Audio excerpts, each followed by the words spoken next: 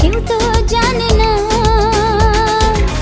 মনই জানে যে কার নাম মনেতে লেখা আছে, কেউ তা জানে না।